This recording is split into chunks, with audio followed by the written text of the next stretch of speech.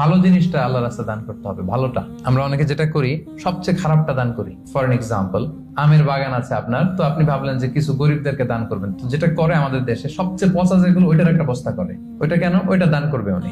এরপর ধরেন রিক্সা থেকে নামছেন, হঠাৎ একজন ভিক্ষুক ফরিয়া দিয়ে এসে হাত পাতলো। তো এখন আপনি ভালো মানুষ, আপনি দান করেন, দিতে চাচ্ছেন, তো পকেট থেকে টাকা বের করে খুঁজতেছে যে সবচেয়ে পুরাতন নোট কোনটা। তারপরে দেখবেন যে 5 টাকার স্কচ টেপ দিয়ে লাগানো থাকে না ছেঁড়া নোটগুলো, ওইটা খুঁজে যে ওইটা দিব। তো এইটা যদি করেন, এটা আপনি ভুল করছেন, কারণ এই দানটা বেসিক্যালি আপনি আল্লাহ তাআলাকেই করছেন।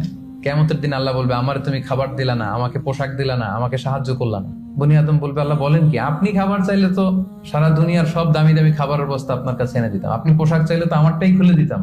আল্লাহ বলতেন, ওই যে অসহায়, পীড়িত, দুস্থ, সুবিধা বঞ্চিত মানুষগুলোকে খাওয়ালে আমাকে খাওয়ানো হতো, তাদেরকে পড়ালে আমাকে পড়ানো হতো। তো এই যে আপনি ছিঁড়া নোটটা যে গরিবের হাতে দিলেন, আসলে ওইটা আল্লাহরে দিয়েছেন আপনি, এটা কখনোই করবেন না। আল্লাহ তাআলা বলছেন, ওয়ালা তায়াম্মামুল খাবিসা মিনহু তুনফিকুন, খারাপটা আল্লাহরে দিও না, আল্লাহর রাস্তায় ভালোটা দিবে। সবচেয়ে ভালোটা যদি আপনি আল্লাহর রাস্তায় দিতে না পারেন, তাহলে আপনি তো ইমানদারি হতে পারলেন না। তাই আমরা ভালোটা দিব খুঁজে খুঁজে। আপনি আম বাগানের মালিক, আপনি সবচেয়ে টসটসে পাকা এক বস্তা আম আপনি কালেক্ট করবেন, যে এটা আপনি দান করবেন। ধরেন যে 10 টাকার কচকচে নোট নিয়ে আপনি সবসময় ঘুরলেন এবং এটা প্ল্যান করলেন যে যখন দিব এই চকচকে 5 টাকার নোটটা দিব, কারণ আল্লাহ বলেছেন সবচেয়ে ভালোটা আমার রাস্তায় দাও। তো এই অভ্যেসটাকে আমরা একটু করতে পারবো ইনশাআল্লাহ।